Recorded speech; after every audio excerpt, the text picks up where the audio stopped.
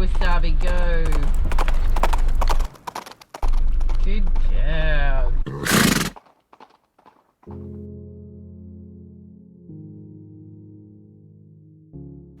Howdy folks, Lisa here again at Everything is a Lie. As noted, this diversion to Glenrowan was a completely unscheduled stop, and I had no intention of investigating or in any way myth-busting such a well-known, well-publicised and controversial piece of Australian his story. But in true mudflooding style, let me show you what I found. I have to say here that I have always come under the collective banner of the Kelly sympathisers. I always saw him as a disgruntled citizen, unhappy with his treatment by authority, and an authentic rebel against the moneyed classes. But I hadn't realised how much Ned's story that is, revealed about the reset and the fake his story of Australia. Sit back and enjoy whilst I elaborate.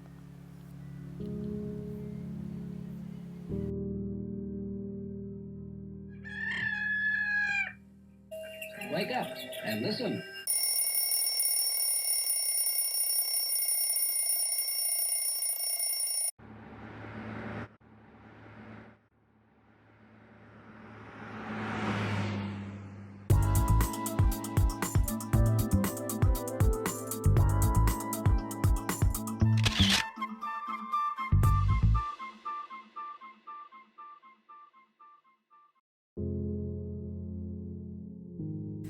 From Wikipedia. Ned Kelly. Edward Ned Kelly, born on an unknown date, probably December 1854, till 11 November 1880. Please also note that 1111, which we'll talk about later, was an Australian bushranger, outlaw, gang leader and convicted police murderer. One of the last bushrangers, he is known for wearing a suit of bulletproof armour during his final shootout with police. Kelly was born in the then British colony of Victoria as the third of 8 children to Irish parents. His father, a transported convict, died shortly after serving a 6-month prison sentence, leaving Kelly, then aged 12, as the eldest male of the household. The Kellys were a poor selector family who saw themselves as downtrodden by the Squattocracy and as victims of persecution by the Victoria Police.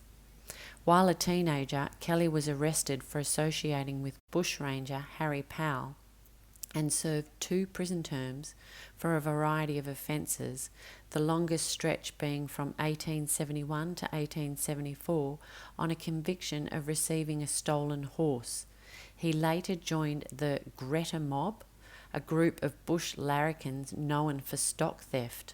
Note that Greta, in this case, is the almost non-existent neighbouring town. The Wikipedia page continues for some length, but I will leave that to you to read if you so choose, and only refer back to important parts as I see them. Important things to note about it. The references are almost entirely of the modern era, only a few dating back to the 1950s, mostly from the 1980s onwards, and then the old newspaper articles quoted are often from publications printed in other states, not from Victoria itself, where the action was apparently going on. This is absurdly common in Australia, another way of obfuscating history. It's written and recorded by official media sources, often located thousands of kilometres away, who were not even there. His story, history. Also note all the books and so-called entertainment about Ned Kelly, and amongst a huge IMDb page, Australia's first ever feature-length film was about Ned Kelly. Does anyone smell a snow job here? I was also somewhat surprised when studying the Glenrowan siege event as part of this research exercise, just how many similarities I noted to a certain unmentionable yellow Volvo incident, also notorious in Australian his story, especially the trainful of media that had unprecedented access to the site. This particular incident was used to push gun control on a new generation of the Australian population. There is most definitely far more to the Edward Kelly story than what has been portrayed publicly so far. Also from Wikipedia for ease of propaganda purposes. Glenrowan, Victoria. Glenrowan is a town located in the Wangaratta local government area of Victoria, Australia. It is 236 kilometres north-east of Melbourne and 14 kilometres from Wangaratta and the nearby Warby ranges, and the largely man-made Mount Glenrowan. Glenrowan was named after farmers James and George Rowan, who ran farms in the area between 1846 and 1858. The township was settled in the late 1860s, the post office opening on the 22nd of February 1870. It is famous for the bushranger Ned Kelly, who made his last stand and was eventually captured there in 1880 after a siege and shootout with police. The local railway station opened in 1874 and closed to passengers in 1981. So the thing that stood out there to me most was the lack of a distinctive post office in Glenrowan, despite all the remnant chimneys indicating that it was definitely an old world town. The usual local pub or accommodation building, as they were for travellers and business folk visiting the town, and its situation between other very large old world towns on the same rail line branch, which would indicate it was most definitely an old world town. Whilst the customary Aussie pub here has been renovated and extended several times, there is definitely red brick laid in the English Bond style, and the triple-breasted chimney, which may well also indicate an additional level or basement, as is common across Australia. The other thing to note is that the town would be considered nothing if it weren't for its association with Ned Kelly. It's now very much just a curiosity or an amusement park style cover-up, a propaganda town for our propaganda history, and to promote Australia as the convict nation thwarted by petty criminals and thieves. Nowhere historically important on the world scale, when in fact it was always a stronghold of Masonic control and under black magic from its very inception. Let's compare post offices and train stations nearby. Okay, so just to compare, I wanted to look at some post offices and railway stations from nearby towns on the same train line. So Albury, this is the post office in Albury. The train station in Albury with a lovely chemtrail through it. Wangaratta, which was the station directly before. This is the post building, or the old post building. Wangaratta railway station. Benalla post office. I believe the building's still standing. I couldn't find a current image of it though. And Benalla railway station. Sorry. And also Euroa on the same line. That's the Euroa post office. And the station wasn't much at Euroa, but it definitely has one of the oldie-worldy chimneys and a significant amount of vacant land. So just to compare. Let's look at the pictures. I love the pictures, don't you? Firstly, that handsome pic of Ned with his hair back, taken the day before his execution. His boyhood home in Beveridge as built by his father. The green sash made for him by the family of a boy he saved from drowning when he was 11, an important keepsake apparently. Harry Power, the bushranger and alleged mentor of Ned. A drawing of Harry Power's capture and some BS about Ned being a police informer. A mugshot of Ned at the tender age of 15. I'll just quickly elaborate why he was imprisoned at only age 15. In October 1870, a hawker named Jeremiah McCormack accused a friend of the Kellys, Ben Gould, of stealing his horse. Gould wrote an indecent note to give to McCormack's childless wife that was used to wrap 2 calves' testicles. Kelly passed the note to one of his cousins to give to the woman. When McCormack confronted Kelly later that day, Kelly punched him in the nose, causing McCormack to fall. Kelly was arrested for his part in sending the calves' testicles and the note, and for assaulting McCormack. He was sentenced to 3 months hard labour on each charge. That's 6 months. He got out 5 weeks early and returned to Greta. 6 months in prison for that. 3 of those months for passing the note. Ned, posing for a photo sometime after defeating Isaiah Wilde Wright in a 20-round bare-knuckle fight. It's said that Wilde became a supporter of Kelly after this defeat. I guess that's good sportsmanship. Constable Fitzpatrick. He looks like a right clown to me, and from the story about the Fitzpatrick incident, he sounds like one. But I'll come back to this image later. The remains of the Kelly residence in Greta. A huge number of these chimneys are littered across the entire state of Victoria. Ye oldie worldy chimney, red brick, built to last. Next, a pic of Daniel Kelly. Dan wearing his hat at a jaunty angle and having an extra large right hand. Not sure what that's about, but I won't dwell on it. Dan always makes me sad. He was so young, too young. Note that the description is for the trio of photographs of Dan, Steve Hart and Joe Byrne, but the images appear separately here. We have Steve Hart, another member of the Kelly gang and long-time friend of Ned's, and Joseph Byrne, a supporter and member of the gang. From top left, the very dark and mercenary Constable Lonigan, if looks could kill.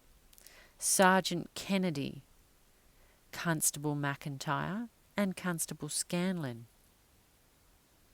A drawing of the Kelly gang being murderous and bloodthirsty killers, apparently. The proclamation by Governor George Bowen declaring Ned and Dan to be outlaws in 1878. Some scenes from a robbery at Euroa drawn by someone that wasn't there sometime after it was all over. 3 of the 23 Kelly sympathisers who were imprisoned without trial for weeks, some for up to 3 months. These 3 are John Quinn, John Stewart and Joseph Ryan. A drawing of the gang holding up the Jerilderie police station. Some of the Jerilderie letter as displayed at the State Library of Victoria. Note that most of the letter was not made publicly available until 1930, 50 years after Ned's execution. It is quite a good read though.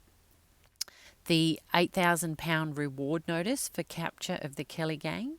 Note that's equivalent to $1.5 million today, apparently, or thereabouts, depending on the date of that quote from Wikipedia. Note that over £6,000 of that money went to various members of the Victorian Police, with over £800 going to Superintendent Hare alone.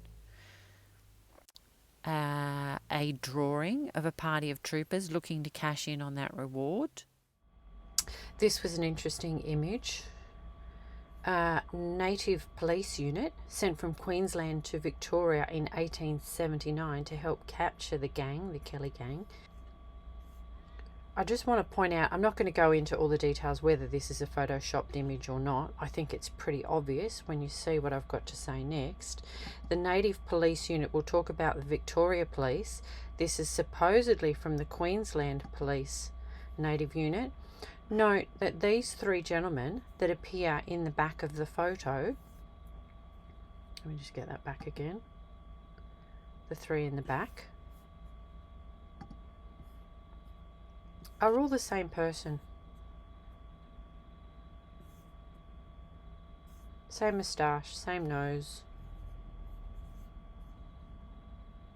3 different positions cropped into the one photo.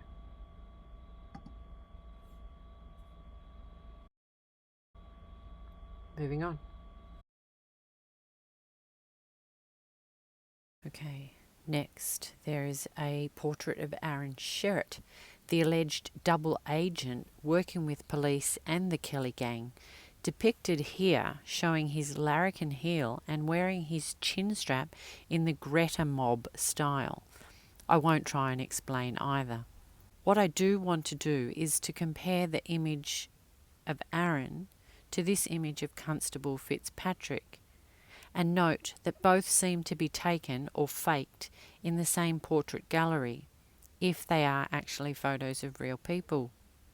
Same or similar carpet, same skirting boards and drapes, same plinth or podium, whatever you call that, they are leaning on, except Constable Fitzpatrick's is very badly made. Almost identical poses, except for the riding crop, yet very different resolution and colour in the images. Artistic license, maybe. I won't dwell on them any longer, but I will say that Aaron Sherritt's is heavily retouched, if nothing else. It looks like a drawing in several places. Extremely questionable. It might also be pertinent at this point to note that Charles Nettleton, the photographer credited with systematically recording, or perhaps faking, Melbourne's growth from a small town to a metropolis, was the official police photographer for over 25 years, also the official royal photographer, and was also a member of the Collingwood Lodge, practising the craft. But please, trust your photographic history. It's all available for free in the library. Next, an artist's depiction of the murder of Aaron Sherritt.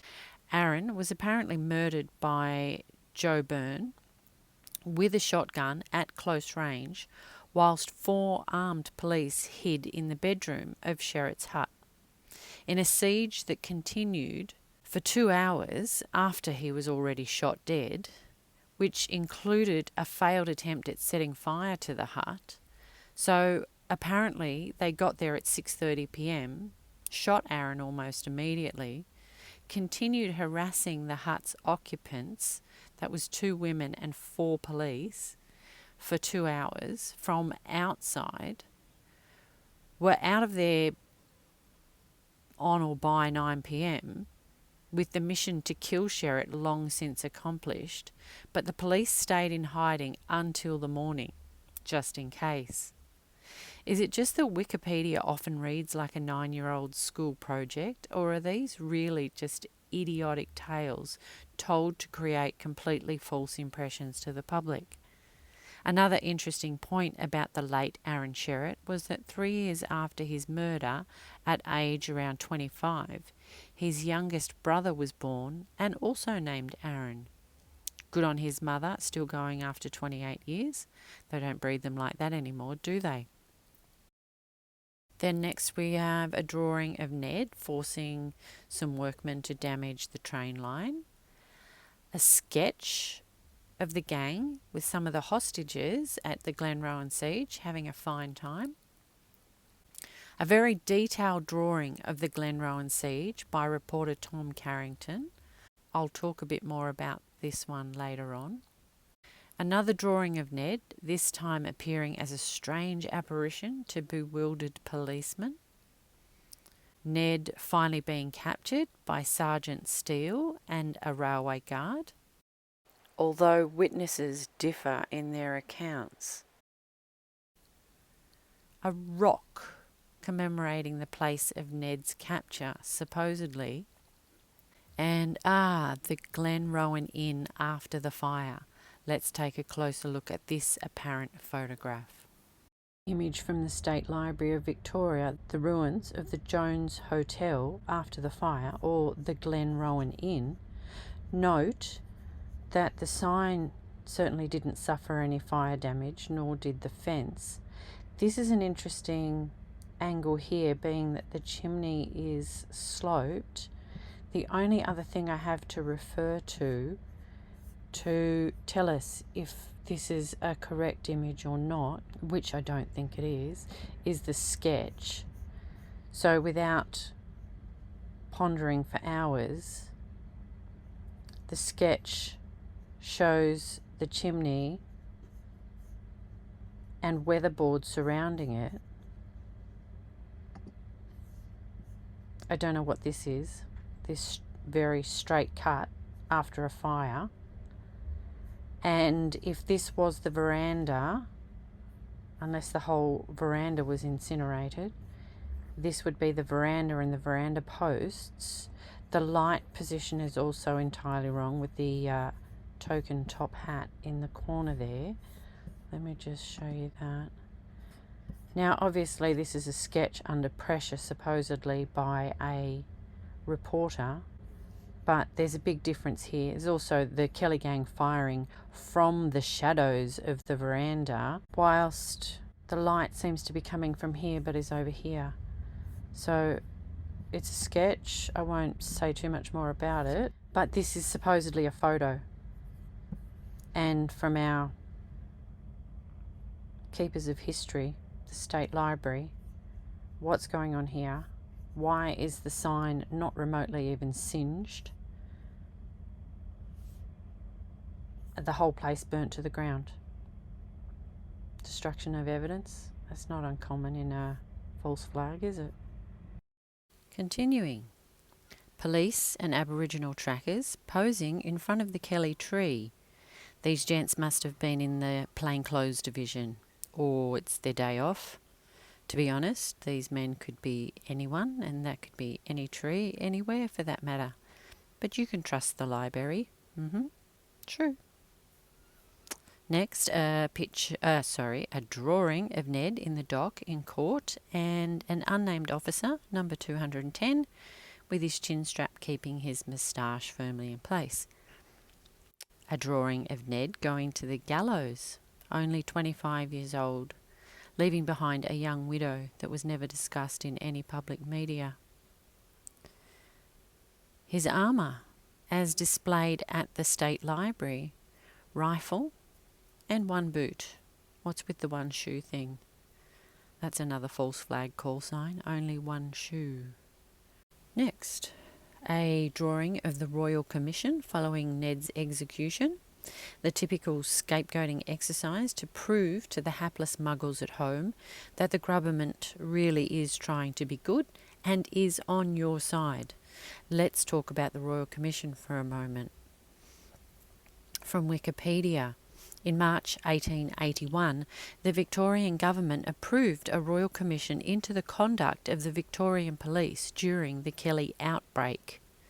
It was an outbreak. Over the next 6 months, the commission, chaired by Francis Longmore, held 66 meetings, examined 62 witnesses, and visited towns throughout Kelly country. While its report found that the police had acted properly in relation to the criminality of the Kellys, it exposed widespread corruption and ended a number of police careers, including that of Chief Commissioner Standish.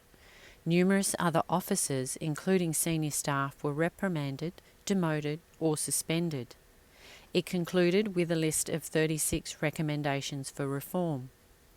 Kelly hoped that his death would lead to an investigation into police conduct, and although the report did not exonerate him or his gang, its findings were said to strip the authorities of what scanty rags of reputation the Kellys had left them. Continuing. Ned's death mask. What a weird thing to do. Shave his head and face completely and make a mould of it? I wonder if this was before or after the dissection and desecration of his body. Next, a homemade letterbox in a completely different state and part of the country. That's important. And finally, a goofy actor with 2 puny fake guns playing Ned in Australia's first full-length feature movie from 1906. I bet that was a cracking watch. Just coming back to that fire and aftermath piece, just to make sure. I did say destruction of evidence earlier, didn't I? By Monday afternoon, a crowd of some 600 spectators had gathered at Glenrowan. I wonder what evidence they have of that. And Dan and Hart had ceased shooting. Unwilling to allow his men to storm the hotel, Sadlier ordered a cannon to be sent to blast the outlaws, but then decided to burn them out. At 2:50 p.m, Senior Constable Charles Johnson, supported by covering fire from the police, set fire to the Glenrowan Inn. Matthew Gibney, a Catholic priest, entered the burning building in an attempt to rescue anyone inside and discovered the bodies of Byrne, Dan, that would be Dan Kelly, and Hart, Steve Hart. The exact circumstances of the deaths of Dan Kelly and Steve Hart remain a mystery. Police recovered the body of Byrne from the hotel bar and rescued the seriously wounded hostage Martin Cherry from the kitchen behind the hotel, but he died soon after. After the fire died out at 4 p.m, the police recovered the badly burnt bodies of Dan Kelly and Steve Hart. It's noted before that they had ceased shooting. I wonder if that was covered at the Royal Commission, why they rescued Joe Byrne's body but left Dan Kelly and Steve Hart to burn in the fire. That top hat guy. I'll come back to the body of Byrne, what they did with that. That was ugly. Also, I mentioned earlier that Ned left behind a widow.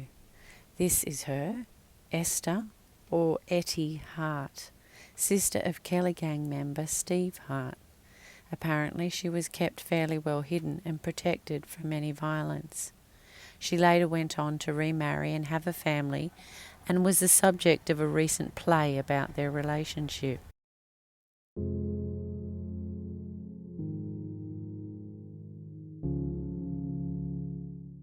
In 1969, Eric Hobsbawm, in Bandits, argued that Ned Kelly was in the tradition of the social bandit, a type of peasant outlaw and symbol of social rebellion with significant community support. McQuilton expanded on the social bandit thesis, arguing that the Kelly outbreak should be seen in the context of deteriorating economic conditions in rural Victoria in the 1870s and a conflict over land between selectors, mostly small farmers, and squatters, mostly wealthy pastoralists who had initially acquired their runs by squatting on Crown land. Jones, Maloney and others argue that Kelly was a political rebel with considerable support among selectors and labourers in northeastern Victoria. Jones claims that Kelly intended to derail the train at Glenrowan to incite a rebellion of disaffected selectors and declare a republic of northeastern Victoria. The fight was between selectors and the Squattocracy, the squatters on the Crown land. This is essentially how Australia was repopulated after the reset. From the State Library of Victoria, the Squattocracy.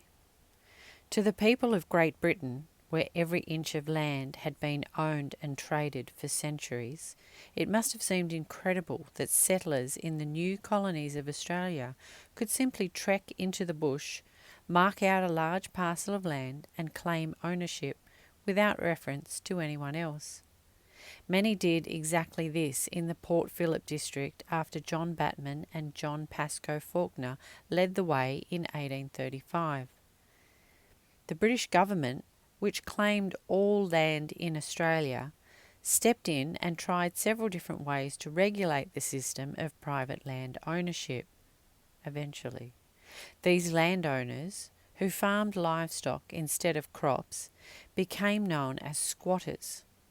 Not all were interested in holding huge areas of land, but some built large pastoral empires running thousands of cattle and sheep and becoming extremely rich. A group of them joined together to establish a residential club to stay at when they came to Melbourne on business. The Melbourne Club was founded in 1839 and still exists today. Its members are considered to be some of the wealthiest, most powerful and most influential men in Australia. Women are not admitted. A quote from Edward Micklethwaite Kerr: "No body of men ever created so much wealth in so short a time. The squatter founded Melbourne, whose history from first to last is unprecedented and unequalled in the annals of colonisation." By the time gold was discovered in 1851, squatters' properties took up almost every inch of usable land, leaving very little to be occupied by the rush of unsuccessful gold diggers. Resentment grew against the squatters' monopoly. A further quote, this one from the Argus newspaper: "The great sheep owner may have 500,000 of acres for nothing, may accumulate £100,000 by selling wool and wethers, but the man who comes here to create a home by his industry and to aid in developing the resources of the country is to be ignominiously driven away from it." That's a hard one, that one. This growing resentment led to the formation in 1857 of the Land Convention, which began campaigning for land reform. It was successful in some respects, and in 1860 saw the establishment of the Nicholson Land Act, which opened up squatters' land to anyone who could afford to buy it. Note that. Opened up squatters' land to anyone who could afford to buy it, and restricted the amount of land an individual could own.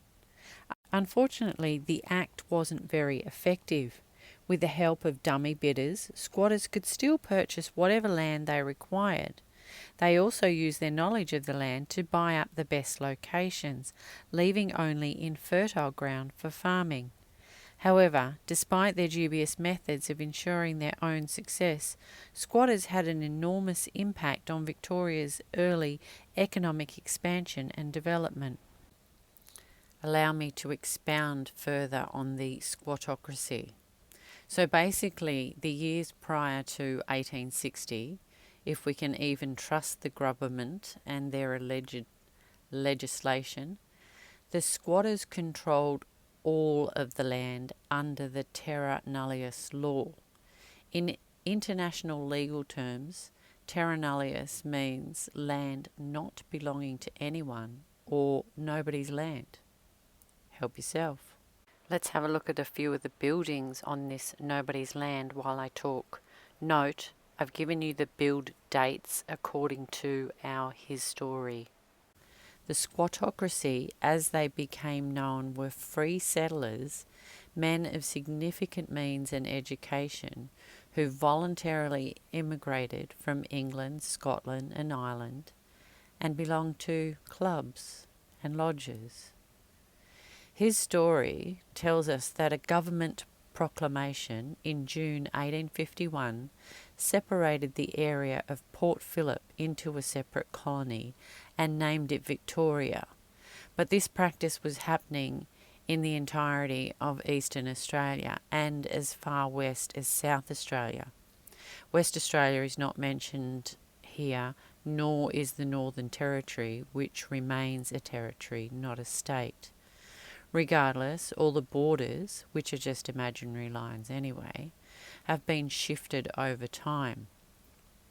The states all had their own varying legislation in regards to this, but we'll stick to Victoria for the sake of this exercise. The first Parliament of Victoria was opened on November 26, 1856. The new government apparently thought that men lacking the financial resources of the squattocracy should be given the right to obtain or select parcels of land on which they could farm. From the 1860s on, several land acts set out the terms upon which the land could be selected and occupied by pastoralists and farmers. Note that up until that point, it was all squatters. The first Land Act, the Nicholson Act of 1860, saw 3 million acres of Victorian country divided into surveyed allotments of 80 to 640 acres. However, the terms were not favourable to men of limited means and still favoured occupation by the squatters. The second Land Act, the Duffy Act of 1862, set aside 10 million acres in similar size allotments to the original Act, which also failed for two main reasons. The Duffy Act only prescribed the erection of a house or hut on the land, but not residency. So the story goes that the squatters were able to get around this by erecting a portable house on the land and then moving the house from one selection to the next. Or, just for a moment, bear with me, maybe the land already had houses or other buildings on it. Are you with me here? Secondly, the squatters used various tactics such as dummies, who were often employees, friends or family of the squatter, who made a bid on behalf of the squatter for a surveyed piece of land. In this way, the squatters ensured that their current acreage was retained. Another tactic, called peacocking, was used by dummy selectors who would pick the best area out of a squatting property so as to make the intervening land essentially useless. For example, no access to water or roads. Or the squatter's agent would select land that another bona fide selector had claimed. The land would then have to be put up for auction, and the squatter, with better resources, was in a more favourable position to obtain the land. In 1865, the amending Grant Act slightly changed the terms and conditions of the selection process.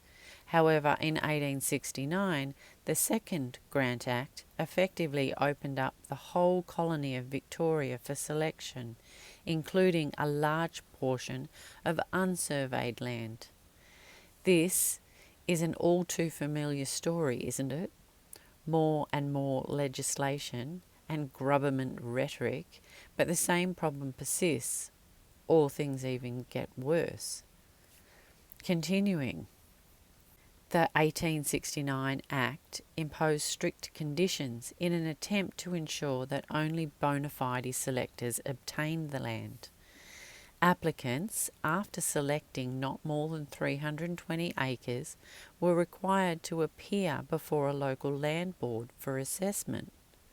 When the licence was approved, the selector was required to live on the allotment, to fence it, and within the first 3 years to cultivate at least one in every 10 acres.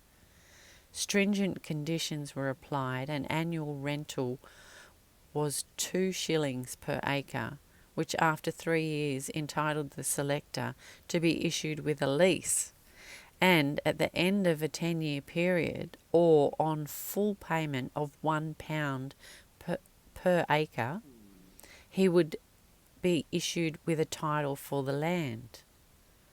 The Ovens district, which later became known as Kelly Country, became a centre of tension between the established squattocracy and the new selectors who had taken up land under the various Land Acts, acts that were supposedly designed to encourage settlement of the small man or selector and to stimulate agricultural production, if you believe his story.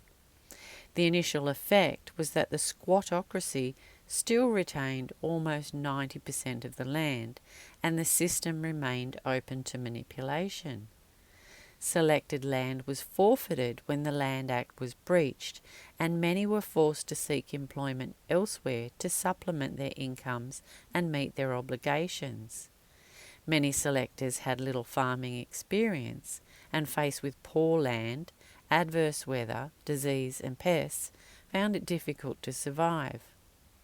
Other ex-convicts were employed as farm labourers and servants for the squattocracy, and they formed the basis for the development of a new Australian social class, the rural poor. Remembering that this land was all already in the possession of the squattocracy, so all improvements made before forfeiture became theirs as well. It became an environment which fostered crime, both for survival and as revenge against the squattocracy. Stock theft became a necessity both for food and trade. When pressed by the police, those suspected of these offences took to the road and survived by stealing and the support of others, hence the bushrangers. Bush savvy, could ride a horse, and had a good network of family and friends. Just to complete the picture for you, I want to point out that the squattocracy, as they became known, the ones credited with much of the pioneering of Australia at that time, or in other words, the ones with all the resources for importing and building, and all the so-called founding of Australia, controlling the money, controlling the resources, and controlling the people, as always. So, who are the squattocracy, and where might we find them? Let's check in the Melbourne Club, shall we? The Melbourne Club is a private social club established in 1838 and located at 36 Collins Street, Melbourne. The club is a symbol of Australia's British social heritage and was established at a gathering of 23 gentlemen on Saturday the 17th of December 1838 and initially used John Pascoe Faulkner's Hotel on the corner of Collins Street and Market Street. Why, they were still digging out the basement of this one. The Melbourne Club moved to a new purpose-built premises at the eastern end of Collins Street, designed by Leonard Terry in Renaissance Revival style in 1859. A dining room wing with a bay window was added at the western end in 1885, designed by Terry and Oakton. It includes, among other rooms, a library, main dining room, private dining room, breakfast room, billiards room, lawn room and bedrooms. The building is listed on the Victorian Heritage Register. At the rear of the club building is a private courtyard garden maintained by arborist horticulturalist John Fordham, which is also listed on the Victorian Heritage Register and is the location of garden parties and private functions. The garden contains the largest plane tree in Victoria according to the National Trust's Register of Significant Trees. The Melbourne Club does not allow female membership. The female-only Lyceum Club, located directly behind in Ridgeway Place, enjoys views of the trees of the Melbourne Club's gardens. Skipping forward to notable members. Frederick Powlett, 1811 to 1865, was a founding member in 1838, as well as being a founding member and the first recorded president of the Melbourne Cricket Club in 1838. He was a public servant, a police magistrate, and later Chief Commissioner of Crown Lands. It's interesting. Other notable members, I won't go through them all, but you have the list in front of you. Governors General, there were 4 of those. Governors of Victoria, Chief Justices of Australia, High Court Justices, Chief Justices of Victoria, Prime Ministers, politicians, soldiers, Chief Commissioners of Victoria Police, including Frederick Standish, a very famous explorer, artists who painted our history, and prominent businessmen. There is a major omission here, though. I am absolutely gobsmacked. they left out Supreme Court Justice Sir Redmond Barry, our hanging judge, who was 3 times president of the Melbourne Club. Moving on.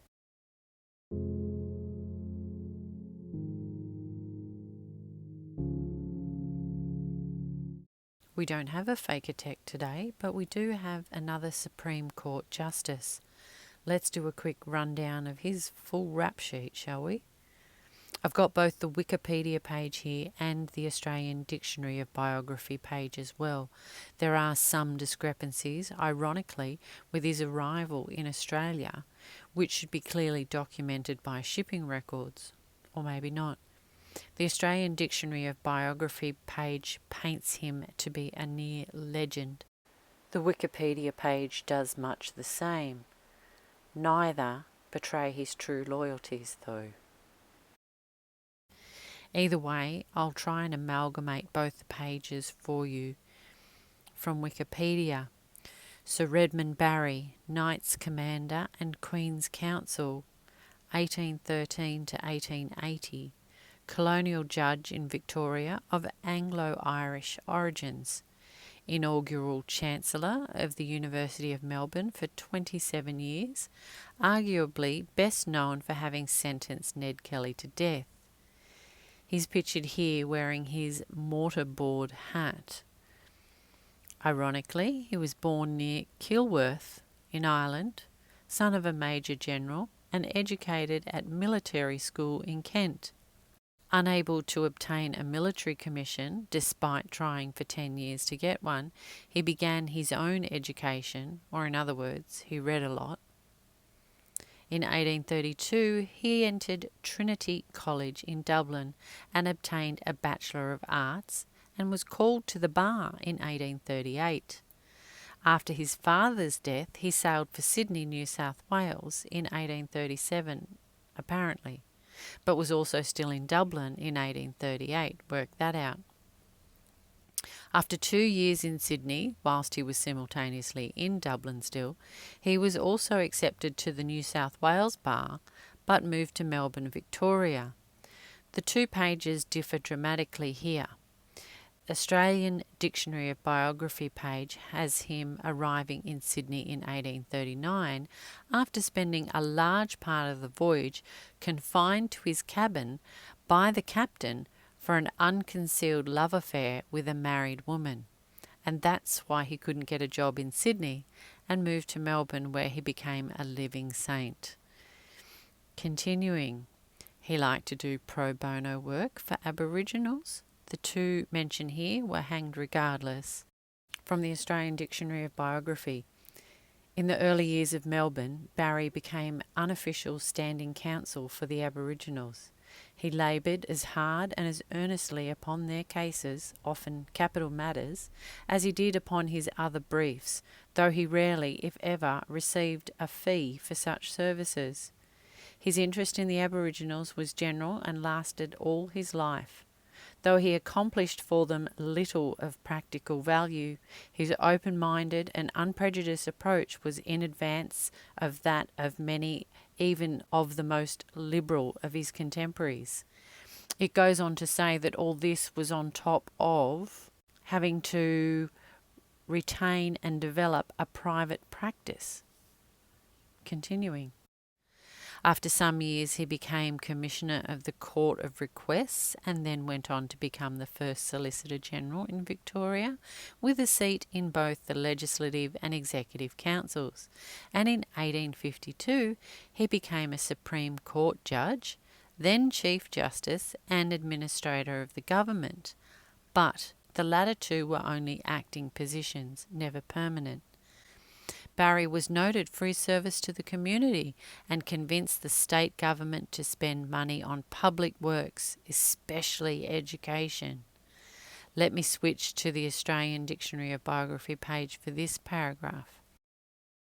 During his whole residence in Melbourne, Barry was prominent or foremost in every phase of social, cultural, and philanthropic activity.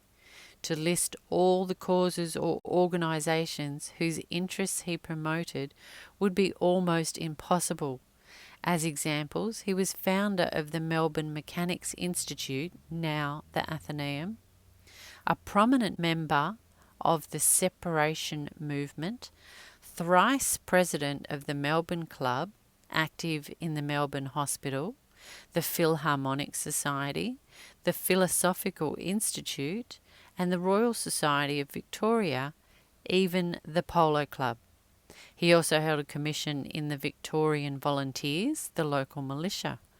It is curious, and it is perhaps attributable to his friendship with many prominent squatters, that he seemed to have played no active part in the anti-transportation movement, though his opinions were distinctly against sending convicts to Victoria. Continuing, his concern for the diffusion of learning was such that he allowed members of the public to come at night to read books and journals in his house before there was a public library. Stay with me, I'm just getting warmed up here.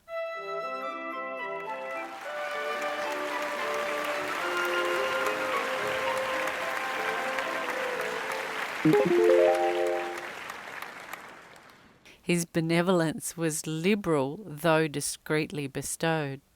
Irish famine relief, the building of both Protestant and Catholic churches, despite him being Anglican, aiding less fortunate relations in Ireland, and the alleviation of personal distress in Melbourne. In fact, he was so freaking benevolent that he became another of those silly Masons who died a poor man. This was despite his multiple properties, a country farm, a residence he built for his partner in the city, and his own city residence where he is said to have entertained on a scale of some splendour. You're going to love this bit. He was criticised as being autocratic, but apparently no decisions would have been made and nothing would have gotten done without him, for often he was the sole person to attend meetings of which due notice had been given. Or maybe they just never happened. Just a thought. Instrumental in the foundation of the Royal Melbourne Hospital, the University of Melbourne, and the State Library of Victoria, he was the first president of the Ballarat School of Mines, which later became Ballarat University. Barry was the judge in the Eureka Stockade treason trials in the Supreme Court in 1855. I remember learning about this at high school. I don't remember anything about the incident, although I would like to return fire at this point and throw the chalk back at my history teacher. It doesn't end there. He apparently also laid the foundations for the Supreme Court Library in Melbourne and was the prime mover in establishing the Melbourne Public Library. I wonder if anyone else attended those meetings. And then, in 1854, he also organised Governor Charles Hotham to lay the foundation stones of the University of Melbourne, Melbourne Public Library, and the Sunbury Industrial School, later Asylum, all in the same day. He must have been a busy man too. He virtually single-handedly planned the Melbourne Public Library building and contents with his hands-on approach, personally writing book selection and acquisition procedures, and even shelving books for the library's 1856 opening. He worked very long hours, often travelling as a circuit court judge, and his leisure was often interrupted after hours for legal processes due to him being the closest judge to the city. In criminal cases, Barry had a reputation for harshness. In 1857, he conducted several trials in regards to the murder of the Inspector General of Penal Settlements, John Price, and, contrary to best judicial practice, he refused to even assign a counsel to defend the accused. The prosecution rests, Your Honour. He was passed over in favour of Sir William Stawell for the Chief Justice position that same year, a disappointment he never got over. He also chaired the committee for the Victorian Intercolonial Exhibition in Melbourne and represented Victoria at the London International Exhibition in 1862 and the Philadelphia exhibition of 1876. This was a lot of travel at that time, but not for leisure. No, this was work for the university, the public library, and the art gallery. From the age of 33, he was involved in a relationship with Louisa Barrow, a woman of lesser education and lower social position. Although they never married nor lived together, they had 4 children together from 1847 to 1859, who all took his name. In 1878, he presided over the case against Ellen Kelly King, Ned's mother, and sentenced her to 3 years' prison for the dubious charge of aiding and abetting the attempted murder of Constable Fitzpatrick, also referred to as the Fitzpatrick incident. This was where he declared himself fully by saying, "If your son Ned was here, I would make an example of him for the whole of Australia." Then, in 1880, he finally got his chance and sentenced Ned to death by hanging. I will conclude with this quote from Gary Owen, a contemporary of Barry's. "He was the most remarkable personage in the annals of Port Phillip, for he threw in his lot with the destiny of the province when it was a weak and struggling settlement in 1839, and identified himself with every stage of its wonderful progress until he left it a bright and brilliant colony in 1880. After a very short illness, he died of a carbuncle in the neck and lung congestion only 12 days after Ned's execution. He was buried in the Melbourne General Cemetery.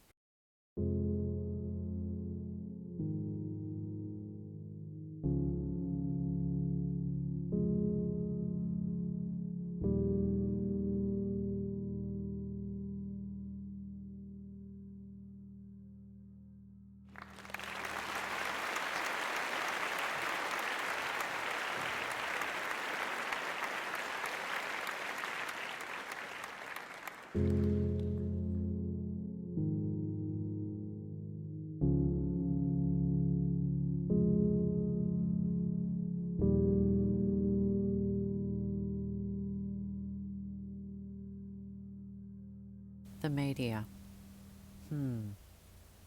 The Argus. Interesting choice of words here. Bloodthirsty Kelly gang. Bloodthirsty. They love that word. This one from the Sydney Mail. Kelly, the outlaw, bushranger and murderer. We have been enabled to procure in time for this issue a photograph of Kelly, the leading spirit of the gang of desperadoes of whose atrocious murders of members of the Victorian police force the story is yet ringing through the colonies. Who wrote this? And we present herewith a likeness which the artist and engraver have alike succeeded in faithfully reproducing of this inhuman monster. That the epithet inhuman is not a mere rhetorical flourish to suit the circumstances, a moment's study of Kelly's features will suffice to show the low, ape-like forehead, the Mephistophelian upward slope of the eyebrow, the coarse jaw and gloomy expression are distinctly animal, and the physiognomist will recognize at once the outward traits of a creature born to crime, instinct with the vices, and perhaps endowed with the virtues of the savage. I won't go on. Let's look at the image they were enabled to procure. Nothing to do with a photograph. Okay, well, the artist clearly isn't aiming for a likeness of Ned, just a likeness of an inhuman monster, or an angry dude with a touch of Oriental ancestry. And, whilst I'm on it, this also is allegedly a Charles Nettleton photograph, so we can't even be sure if that's what Ned really looked like. And I'm not sure who took this mugshot, but if this newspaper image is from 1878, why did they not use this image, possibly dated from 1874? But who knows? This looks more like what the artist was aiming for, doesn't it? Maybe the horse and cart was still on the way with the photograph. Or maybe they hadn't photoshopped it together yet. The media have a lot to answer for. I was ridiculously close to developing a schoolgirl crush on Ned whilst making this video. I've been single too long, maybe. Or perhaps it's that rebel heart. Oh dear. He certainly looks savage and bloodthirsty. I mean, who even thirsts for blood? Really? And I said I'd come back to the body of Joe Byrne. Joe Joseph Byrne. I won't delve too much into Joe Byrne's history, other than he was only 24 when he died at the siege at Glenrowan, and he was a member of the Kelly Gang and an outlaw apparently. I did want to point out this small part about Joe's mother, Margaret, was born at Scariff, County Clare, Ireland. She was one of the Irish famine girls who immigrated to Sydney, Port Phillip and Adelaide from workhouses in every county of Ireland. These girls were given free passages to Australia due to poverty, death of their parents or widowed parent unable to care for them during the Great Irish Famine. All, including Margaret, ended up in workhouses from where they were chosen to come to Australia via the Irish Famine Scheme between 1848 and 1850. Australia welcomed over 4,000 Irish orphan girls during this period. Aged between 14 and 18, they were given the opportunity to make a new life in Australia. It goes on a little bit more about that, but that's something worth looking into. I'll come back to that hopefully at some point. And it does sound a bit dodgy. I'd like to know more about the people that were involved in that. Joe was educated at Catholic school, poor thing, so was I. A good student, normally among the top students in his class, and developed a reputation as a flash writer. He became friends with Aaron Sherritt. He became friends with Ned Kelly, and so the story goes. I did want to point out the hideousness of what happened after the siege at Glenrowan, where he was pulled from the burning building dead. And later, this image of Byrne's body propped up against the wall of the police station is recognised as Australia's first ever press photograph. And this image of Byrne shortly after his body was recovered is a close-up of that, supposedly, although that one looks doctored to me. Note the interesting hats. And it says the police station. It doesn't say which police station. So they carted him around, dead, for a weekend at Bernie's style photo shoot. That's hideous. That's just really hideous. Victoria Police, or affectionately known as VicPol. Then and now.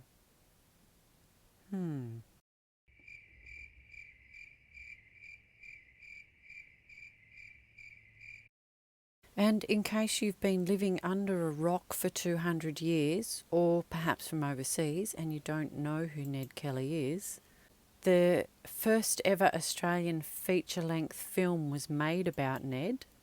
To me, that smacked of propaganda. I did delve a little bit further into who made the film and who funded it, but I couldn't find a lot. I will note that it premiered at Melbourne's Athenaeum Hall on Boxing Day 1906, 26th of December, and was first shown in the UK in January 1908. regarded as the origin point of the bushranging drama, a genre that dominated the early years of Australian film production. We've certainly had our fill of it. As of 2020, only 17 minutes of it seem to have survived. But most interestingly, it is inscribed on the UNESCO Memory of the World Register for being the world's first full-length narrative feature film from Australia. There you go. What else have we got? From Wikipedia again.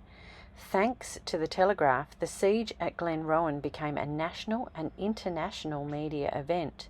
Songs, poems, popular entertainments, fiction, books, and newspaper and magazine articles about the Kelly Gang proliferated in the decades after Kelly's death. By 1943, there were 42 major published works about Kelly, this being the most recent. Because you couldn't have a story about anything Australia without Russell Crowe appearing in a film about it.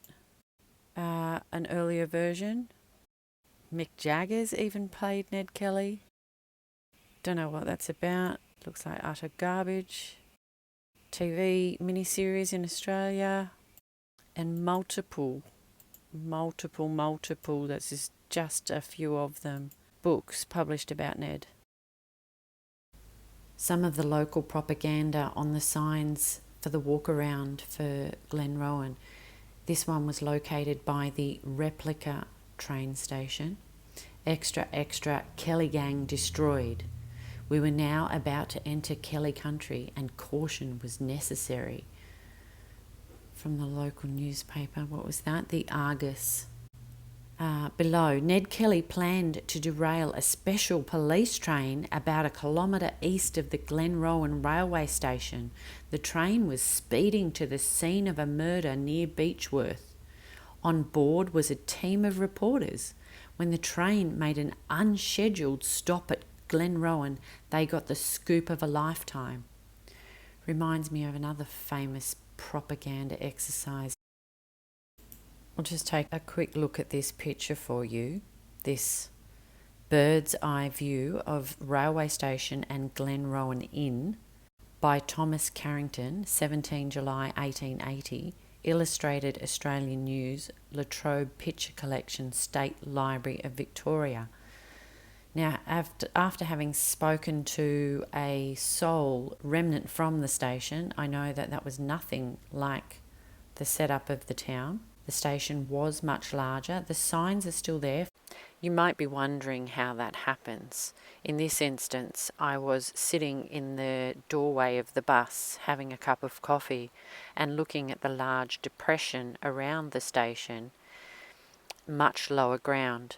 And I just kind of asked to the air in particular, "Oh my God, this was a much larger station, wasn't it?" And I hear the response, "Yes, miss."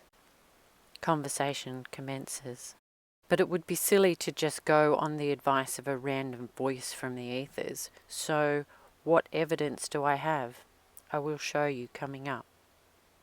The supposed little row of tents here, the police encampment, also questionable. Missing would be a whole lot of buildings with old world chimneys, like this old world house with the very distinctive chimney that faces towards the station, not towards the street, as does the one in Benalla.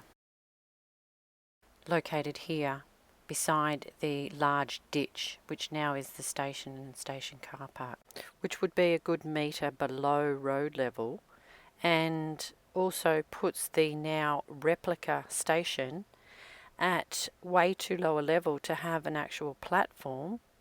So that's the difference between road height on the other side. Also, the police station building is not there either, nor is the lockup or small cell building located behind it.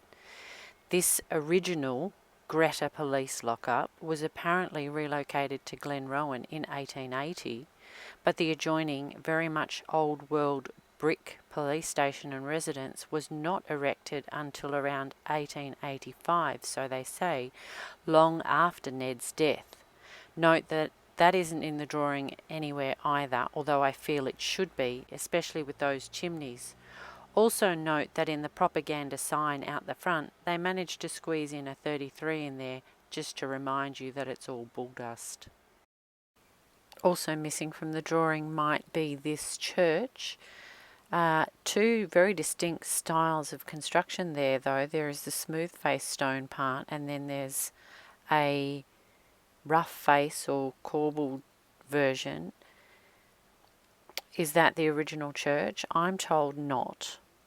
I'm told the original church is much larger, and that is also next to a rather buried but still wet waterway,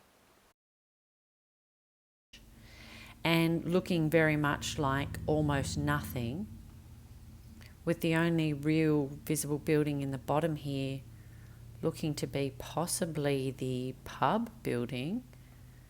Not really sure.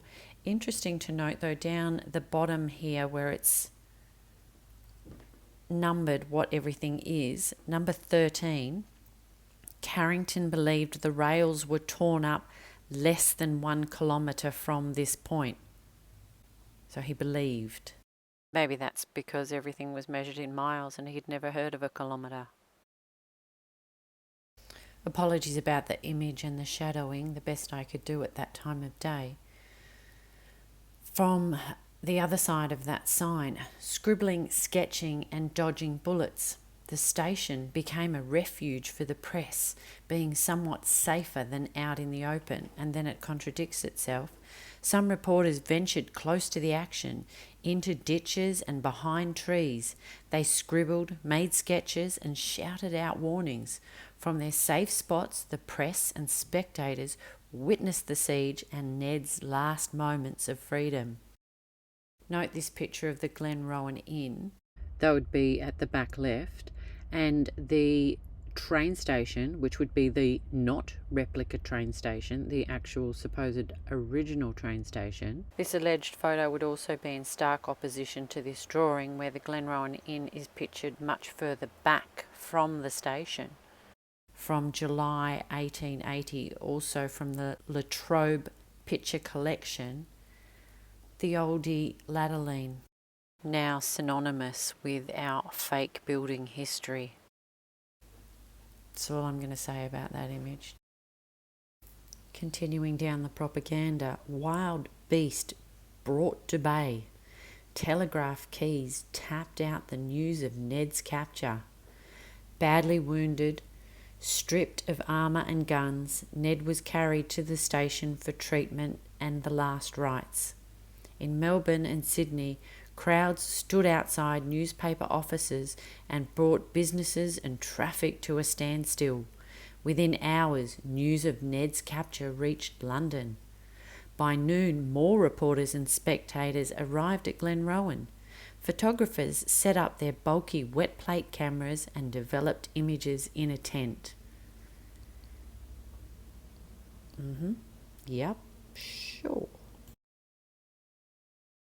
I'd never really questioned the torn up tracks thing. I had just always assumed that it was in the news, it was correct. But this story is very questionable. So this propaganda, the Kellys have torn up the tracks. 2 kilometres before the station, Thomas Curnow alerted the engine driver to the danger ahead. I'm not sure if he was shouting and waving or what he was doing to alert the engine driver. Maybe he was waving a sign. Police descended onto the platform amid chaos. I'm going to refer back to Wikipedia for confirmation on this. Not that it's worthy of confirming anything, but I'm just comparing. The police train Ned had been expecting only left Benalla after 2 a.m. on Monday. The train carried 7 regular troopers under Superintendent Hare, 5 Queensland Aboriginal troopers under Sub-Inspector O'Connor, 4 journalists, that's your whole team, 4 journalists, and several other civilians. I'd like to know who they were. Acting on intelligence that the tracks had been sabotaged, Hare had ordered a pilot engine to travel ahead of the police train.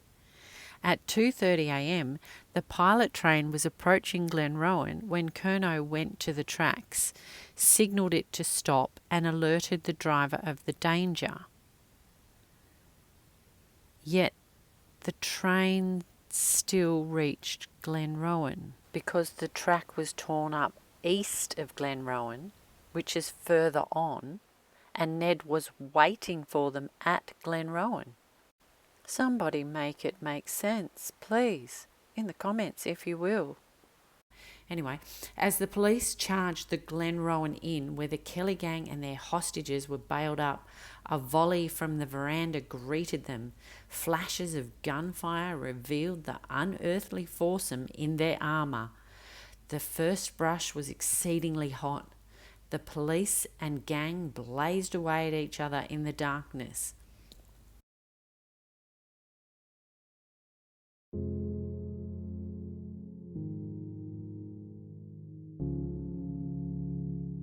Okay, let's look around the area.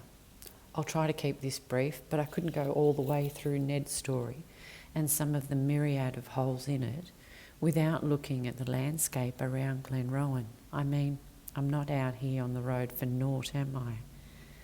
My initial impressions, apart from Mount Glenrowan and the Warby Ranges, it's flat. It's really flat. There are hilly areas here towards the southeast here, but by and large the Glenrowan area is very level, except the Warby Ranges. Could they be man-made? So, orienting ourselves, Glenrowan in the centre, a small level area amongst a large hill and a mountain, or a so-called mountain. Was it a giant tree? Well, perhaps it was. There are waterfalls, but largely it's a lot of rubble and broken rocks, and no significant waterfalls. Certainly not like the ones I visited in Queensland last year. I will come back to those for you later. I'm looking for evidence of stars or bastions, wetlands, lakes, lagoons, rivers. I'm looking at architecture and other types of structures or infrastructure such as railways, water infrastructure, and more to the point, I'm looking at destruction, a lot of it. Rock types, locations, arrangements and quarries, sand, limestone, granite, which I feel is largely man-made, basalt, melty stuff. It's a lot, but patterns are forming, and I've seen a lot more than I've shown you so far.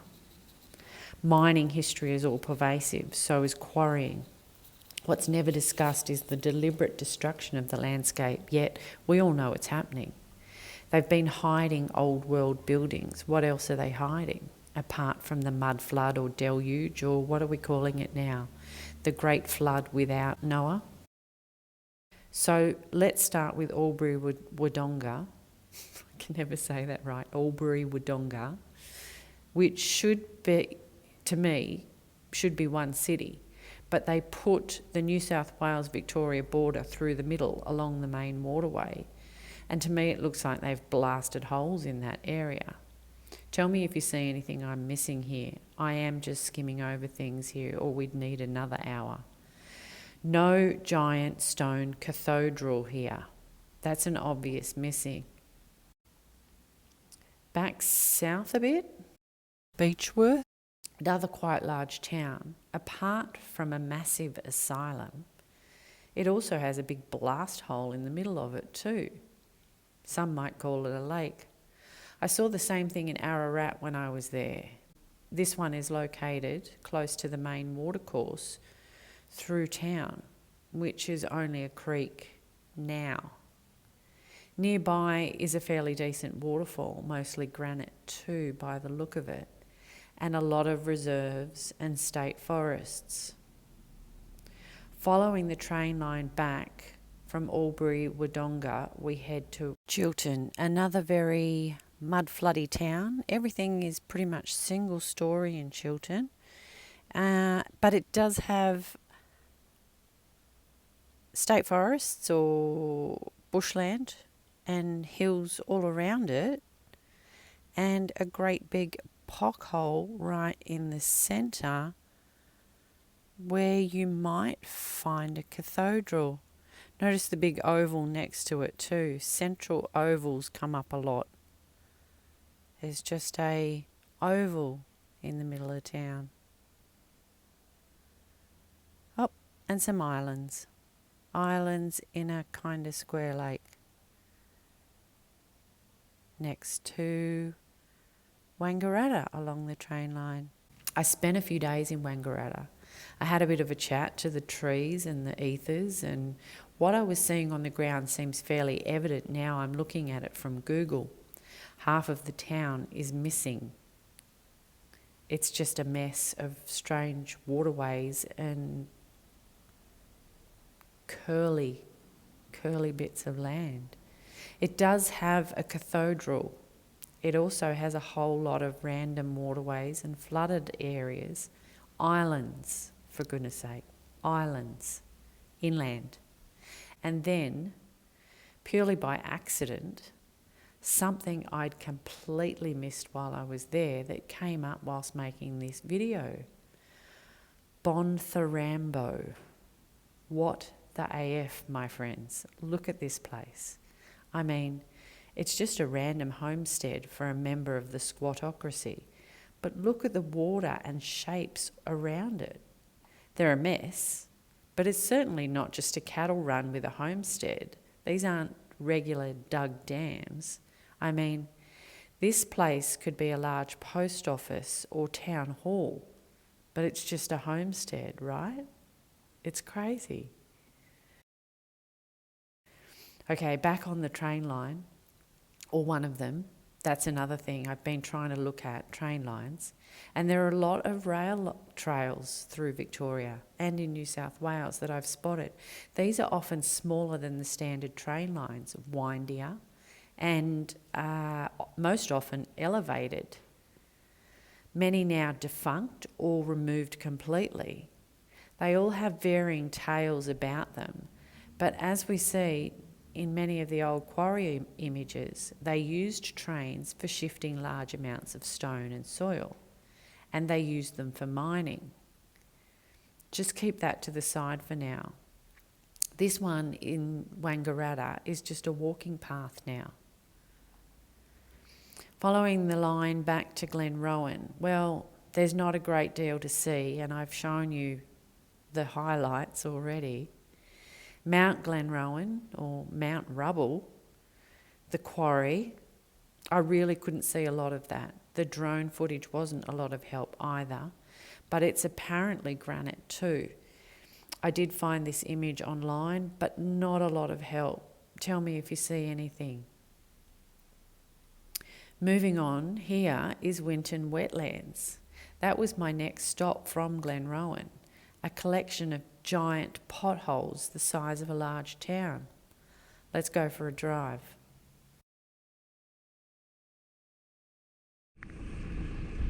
Winton Wetlands. We're going to go in and take a closer look, but some of it looks pretty dang dry. And absolutely blistering hot today. I think we're headed for about 39. Okay, we're going to see what is supposedly a wetlands. And all I can see so far is dead trees and very unusable land. Oh, and a little kangaroo that just crossed the road. I'm going to leave the camera on and see what we see on the way in. It's been absolutely filthy hot the last few days. All artificial, I'd imagine. I've seen sprayers. Been hanging out a bit in Wangaratta.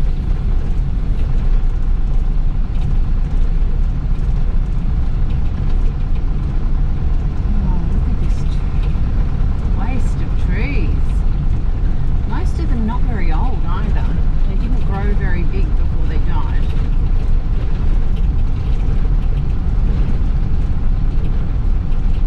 Fish paintings on the trees. Can't see a lot of fish, no. It's bone dry. Oh, goodness me. I didn't even notice him. I was too busy looking at the scenery. And the dragonflies, they're showing me the way. Oh, look at this. Wetlands, preservation area. Oh, the state of it. How sad. There are some larger trees along here.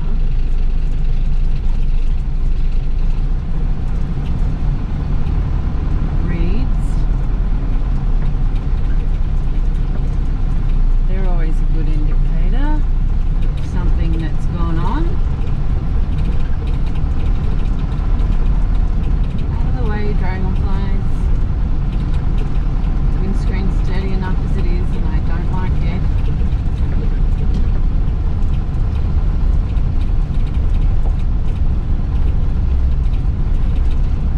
Not too bad a road, this one, but we're going to take it slow because we're kicking up a lot of dust in the heat.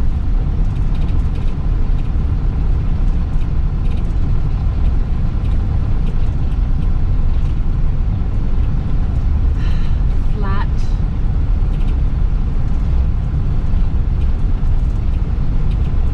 Almost completely destroyed.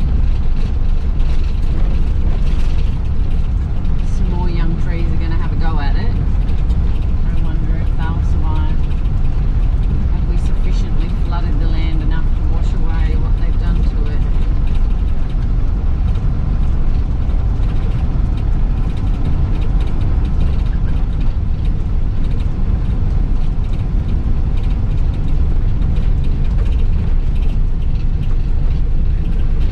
Bit of crunchy tree.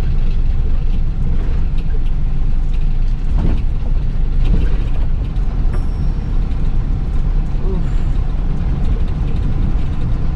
Ah, bird life. Oh, you might be confined to the bus again, Miniman. Wetland birds. I better give you some of the official blurb on Winton wetlands, not just my thoughts on it. Water use in the Murray-Darling Basin has long been a source of conflict. Damage to rivers and wetlands, including fish kills and algal blooms, has featured prominently in the news. But the Winton wetlands in the Southeast Basin represents a bright spot. Its restoration provides a sense of hope that reaches beyond the complexities of history.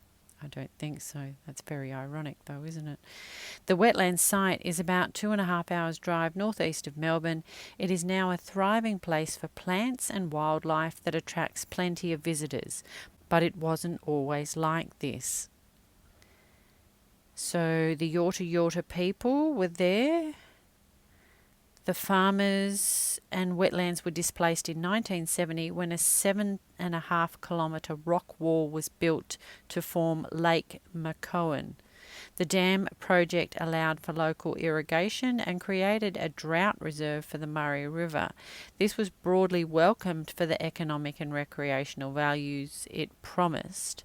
It worked for a while, but the resulting flooding killed around 150,000 iconic river redgums, including many Aboriginal scar trees. The dam was dried out for downstream supplies in the 1982 drought. Then the 1990s brought massive blue-green algal blooms. The frequent blooms made it hard to use the water. The Victorian government needed to find water savings for water projects elsewhere, and in 2004 decided to remove the dam. It was a controversial move, opposed by many in the community, including those who lived around the lake or used the water for recreation or irrigation.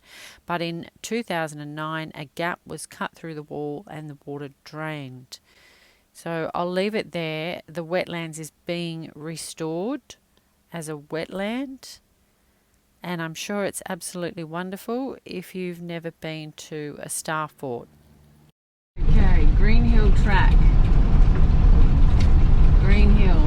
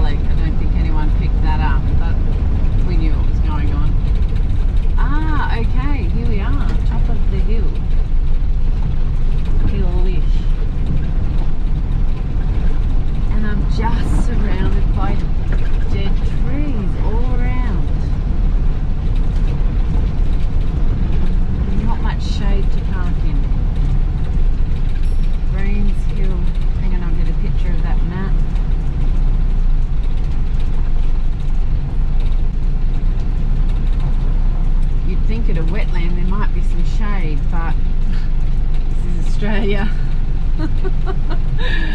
Oh dear. Right, can I fit down there? I don't think so. And snakes. Greens Hill Walk. Okay. It's a walk, not a drive. Oops. That was a branch cleaning my roof. We're all good. I closed the hatch, luckily. Well, this might be the only thing I get close to a shady park.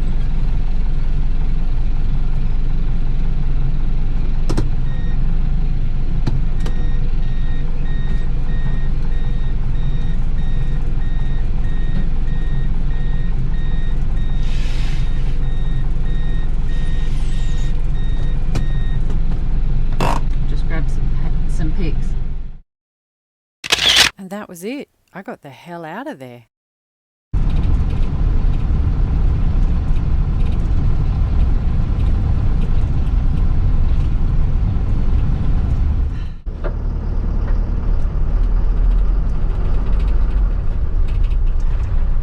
Oh, dip. Whilst I'd love one, I don't really consider this particularly swimmable.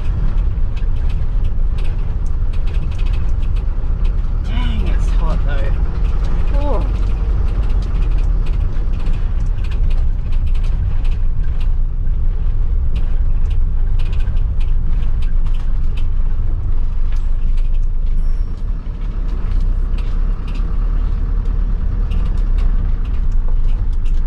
Water quality.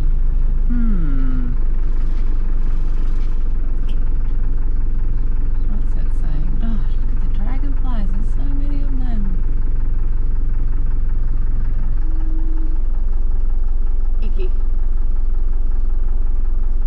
Nice for bugs. And a few birds. Ah, a lot of flies.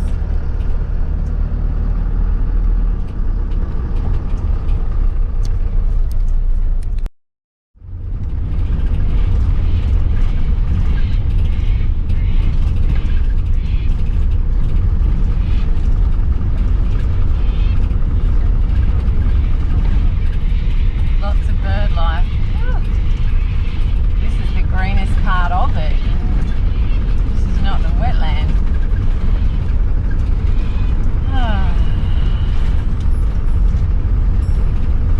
What have they done to you, Australia?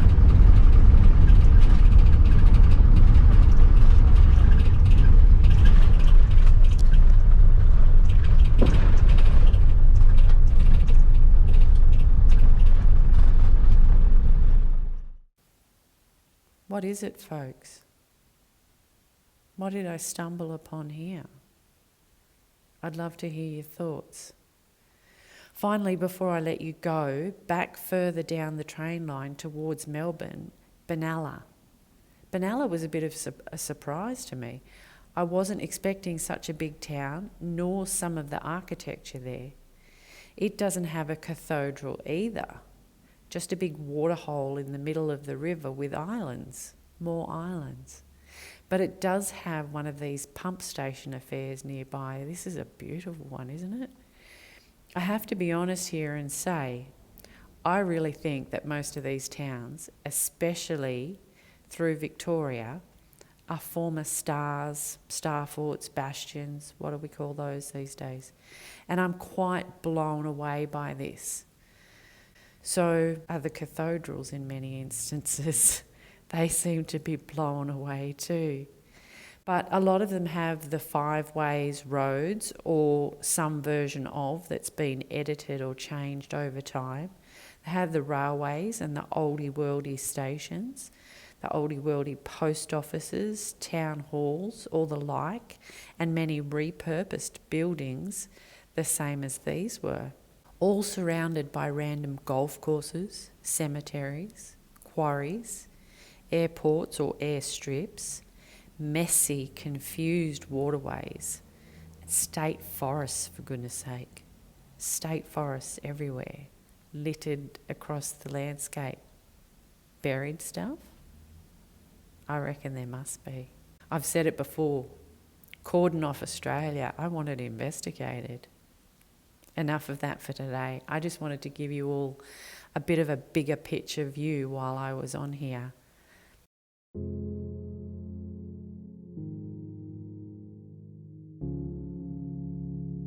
From Wikipedia. St. Martin's Day, or Martinmas, and historically called Old Halloween or Old Hallowmas Eve, is the feast day of St. Martin of Tours and is celebrated in the liturgical year on 11 November.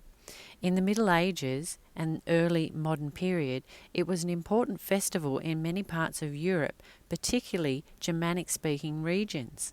In these regions, it marked the end of the harvest season and beginning of winter, and the winter revelling season. Traditions include feasting on Martinmas goose or Martinmas beef, drinking the first wine of the season, and mumming. In some German and Dutch-speaking towns, there are processions of children with lanterns, sometimes led by a horseman representing St. Martin. The saint was also said to bestow gifts on children. In the Rhineland, it is also marked by lighting bonfires. Origins. Martin of Tours died in 397, was a Roman soldier who was baptized as an adult and became a bishop in Gaul. He is best known for the tale whereby he cut his cloak in half with a sword to give half to a beggar who was dressed only in rags in the depth of winter. That night Martin had a vision of Jesus Christ wearing the half cloak. In his study, Medieval English Martinmas, The Archaeology of a Forgotten Festival, Martin Walsh suggests that Martinmas had roots in pre-Christian festival marking the end of harvest season and the beginning of winter. In the ancient Roman world, 10 November was reckoned as the beginning of winter, while among insular Celtic peoples it was marked by the 1st of November festival Samhain or Callan Gaif, or however you say that. I'll abbreviate the rest of it and just give you some of the highlights because this is a very long page, and St. Martinmas or Martinmas is interpreted by different peoples in many different ways. What I am going to say for sure is it's an energy harvest. Let's have a look further. We didn't have to go far. Feasting and drinking. Martinmas was traditionally when livestock was slaughtered for winter provision. It may originally have been a time of animal sacrifice, as the Old English name for November was Blotmonap, in brackets, sacrifice month. So, continuing. Bonfires and lanterns, paper lanterns and turnip lanterns, gift bringers in parts of Flanders and the Rhineland. Processions are led by a man on horseback representing St. Martin, who gave out apples, nuts, cakes or other sweets for children, blah, blah, blah, stockings hung.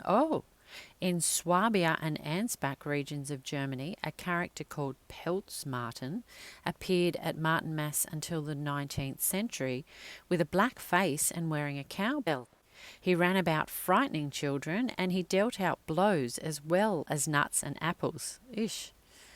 There was also a fasting or Lent aspect added, which later became Advent when the church got their mitts on it. So are we getting the Satan Mass, Santa Mass Christmas links here? Austria, lantern singing, art exhibitions, wine tasting and live music. Dutch and Flemish, children go door to door with sugar beet lanterns. Poor folk visit farms to get food for winter. In the 1600s, they had boat races. Wervik, beetroot lanterns, which are thrown into the bonfire at the end of the night, and then pancakes are served. English used to be drinking, storytelling and mumming, and a farewell to the travelling ploughmen and harvest workers until it died out. It's now Remembrance Day, when you get to feel regret and guilt for all the dead soldiers who died fighting a bankers' war, for our freedom, of course. If you see that freedom somewhere, let me know. I'm still looking for it. The Germans light bonfires, and they've shirked the traditional goose dish for suckling pig and pretzels. In the Rhineland, it's more Halloweenish, but they kept the goose and have pastries of varying shapes. The Danes have goose or duck, the Swedes have goose. Slavic regions. The Croats make it all about wine, which has to be baptized. The Czechs have goose and young wine, which starts at 11:11 a.m.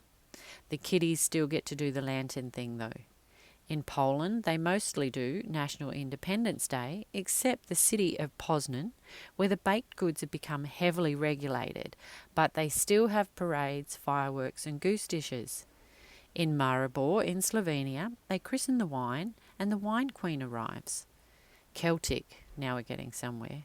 In some parts of Ireland, it was tradition to sacrifice a cockerel by bleeding it, and the blood was sprinkled on the four corners of the house. Also, no wheel of any kind was to turn on St. Martin's because he was supposedly thrown into the millstream and killed by the wheel. That must have been because he was such a great guy. In County Wexford, a legend says that putting to sea is to be avoided, as St. Martin rides a white horse across Wexford Bay, bringing death by drowning to any who see him. The Welsh mythology associates St. Martin's with the spectral hounds who escort souls to the other world, and it's one of the nights the hounds would engage in a wild hunt, stalking the land for criminals and villains. Apparently the supernatural culture is evident in the number omens associated with it, the 1111. Also hooting owls and comets are bad omens. Latvians celebrate on the 10th, storing harvest and preserving food for winter. The Maltese celebrate on the Sunday closest to the 11th, and the kiddies get a bag of nuts and fruit. There's also baking and children's games. In the village of Bareja, there is a walk to and from a cave organised by a private school. The Portuguese have wine traditions and roasted chestnuts, whilst the Galicians slaughter fattened pigs for winter, with the traditional saying that translates to, "Every pig gets its St. Martin's," meaning that every wrongdoer gets his comeuppance. And in Sicily, it's wine, biscuits, anise, and fava beans. And then in Australia, it's also Remembrance Day in Australia, as in the UK. We celebrate this very religiously with a minute's silence at 11 a.m. to commemorate the end of a war we didn't need to be involved in because, as always, all wars are bankers' wars. And if you don't participate, you're a bad person who hates those who fought for your freedom. In closing on Martinmas and its resemblance to two other major energy harvests and negative childhood programming events, Christmas and Halloween, which seem to be largely based on greed, or capitalism if you prefer, and gluttony, being sugar for the kids and copious food and alcohol for the adults, not forgetting for a moment the rampant overspending on gifts, I'd like to recommend this video as follow-up for this presentation, but also to note what he says in this particular part.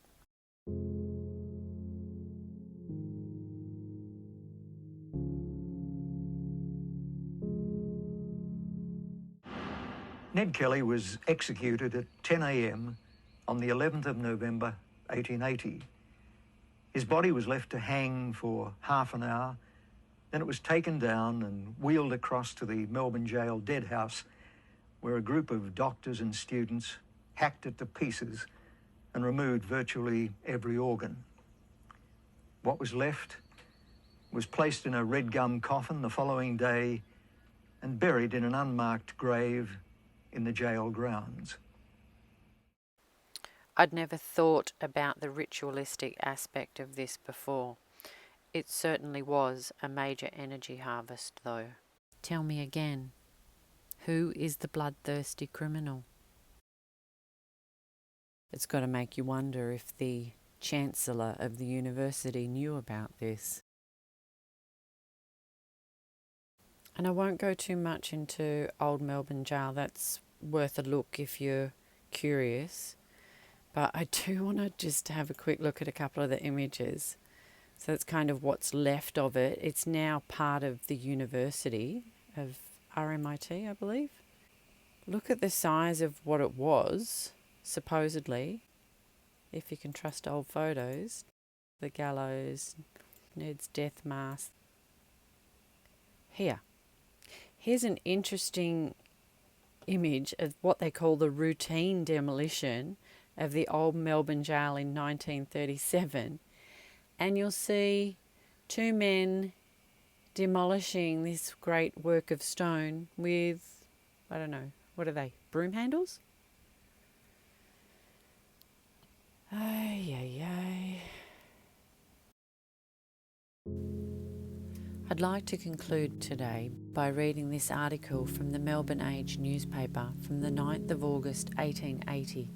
A spirit tells me that this is a true account. In fact, it's a correction, so some things in the newspapers were true. Interview with Ned Kelly, Beechworth, Sunday, 9:30 p.m. The following embodies the major portion of a conversation with Ned Kelly in Beechworth Jail. In my hurried telegram, dispatched late on Friday night, by the substitution of one name for another, v. the name of Fitzpatrick for Dan Kelly, the sense was materially altered.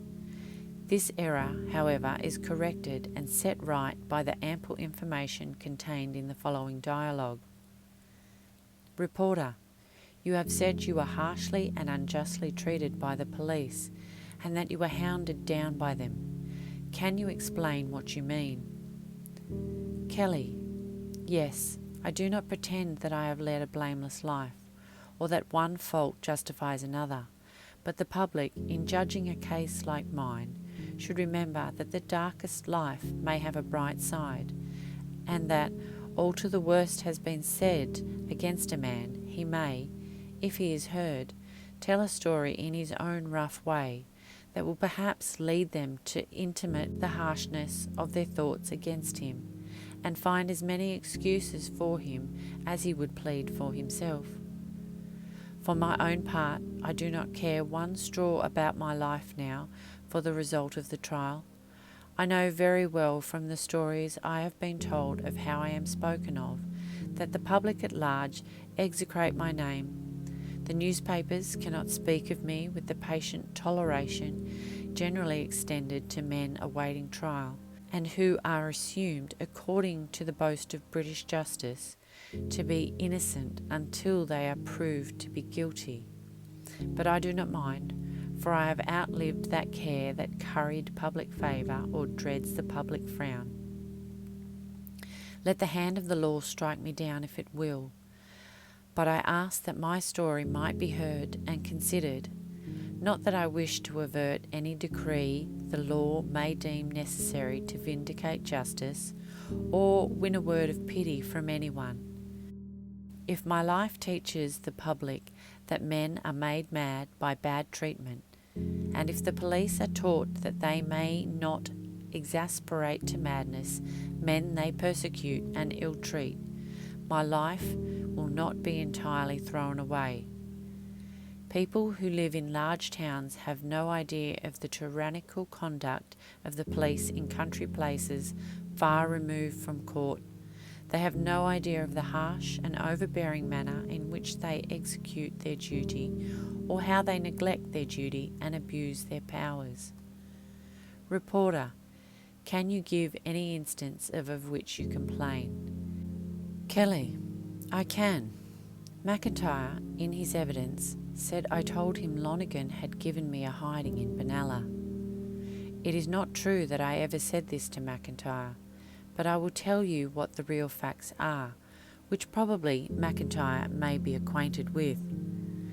Some time ago I had been drinking, and I think I was drugged, and I was arrested for some trifling offence, riding over a footpath, I believe, and lodged in the lockup. On the following day, when I was taken out of the lockup and, still dazed, I escaped and was pursued by the police.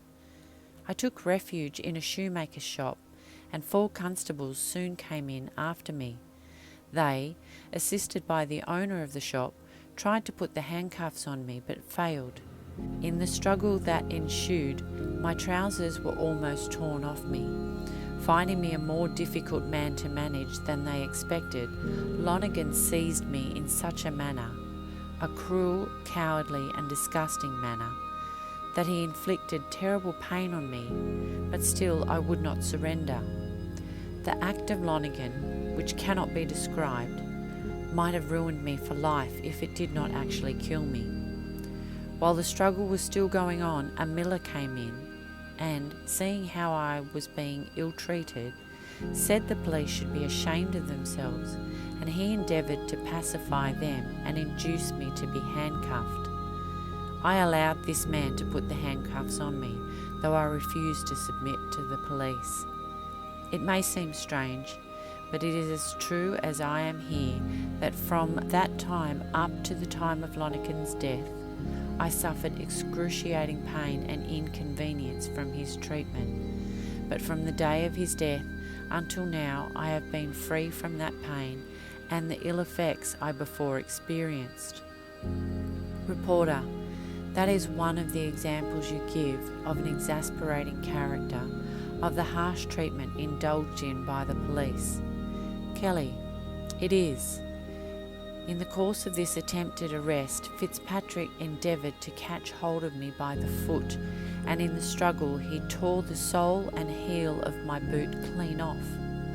With one well-directed blow, I sent him sprawling against the wall, and the staggering blow I then gave him partly accounts to me for his subsequent conduct towards my family and myself. Reporter: now, Kelly, what is the real history of Fitzpatrick's business? Did he ever try to take liberties with your sister Kate? Kelly: no, that is a foolish story. If he or any other policeman tried to take liberties with my sister, Victoria would not hold him. Reporter: then what is the real story? Kelly: I will tell you.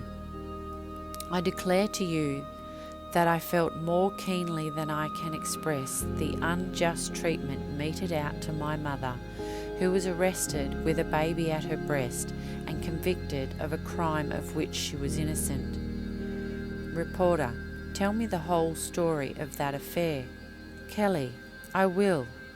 My mother, her son-in-law Skillion, and a man named William Williamson were, on the 12th of October 1878, at the Beechworth Assizes by Sir Redmond Barry, sentenced my mother to 3 years, Skillion and Williamson to 6 years each.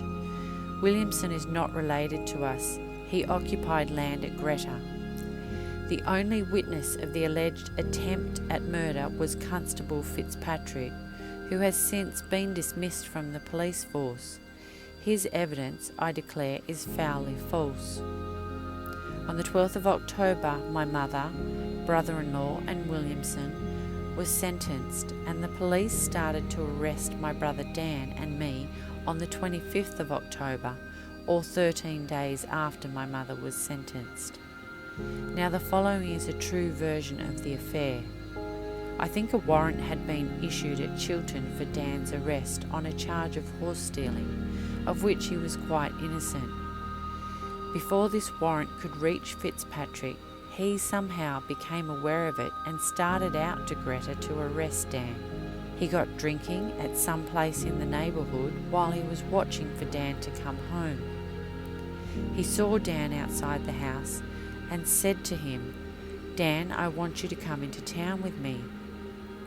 "Now," says Dan, "I don't care to come into town. I have no business with you."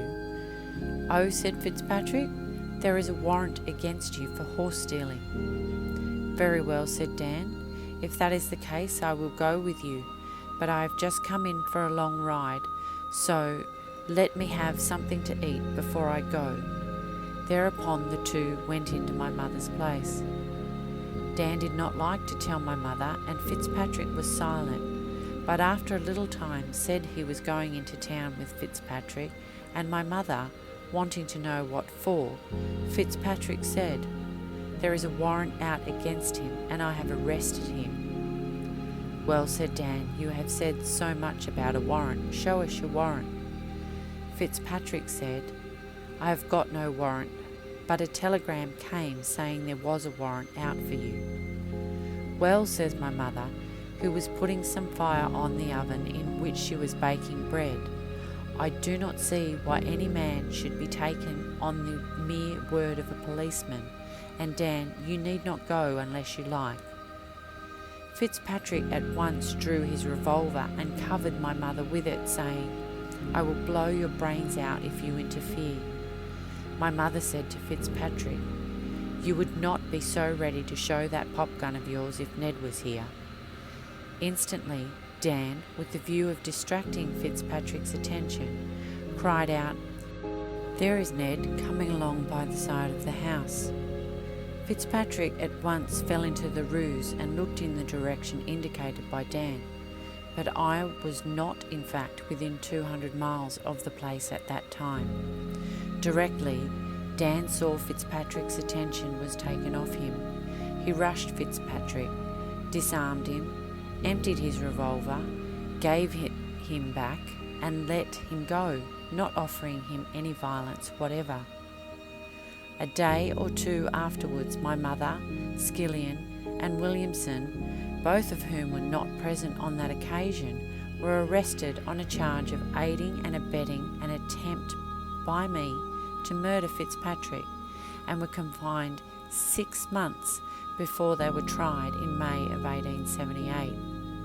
A reward of £100 was offered for my apprehension for this alleged attempt at murder.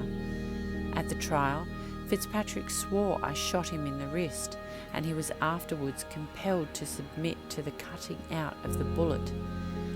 I now know the position in which I stand, and now declare to God Fitzpatrick's statement is false from beginning to end. My version may be doubted, but there are 1 or 2 facts that help me. Fitzpatrick has been since dismissed from the force. Dr. Nicholson gave evidence that Fitzpatrick's wound might have been caused as stated by him, but that he had not probed the wound.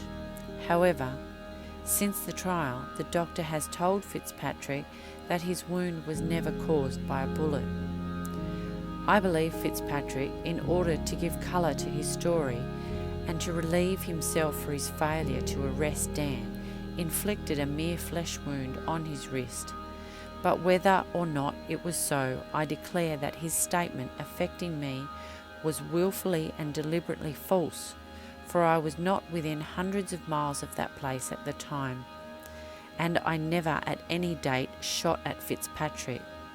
From the time my mother was arrested up to her sentence, Dan and myself kept out of the way and were earning our living quietly by digging. As soon as my mother's conviction had been obtained in that way, the police evidently made a determined effort to earn the reward. That, I believe, had then been increased to £200. They may have intended to apprehend us, but I firmly believe they only wanted the slightest pretext to shoot both my brother and myself. The article then goes on to ascertain if another story about Ned was true, to which Ned denies any knowledge.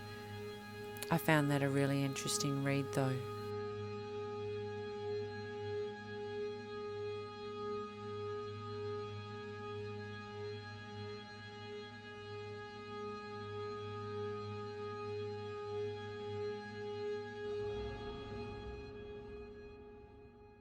If you enjoyed this presentation or any of my others, please consider buying me a cup of coffee to help keep the channel going.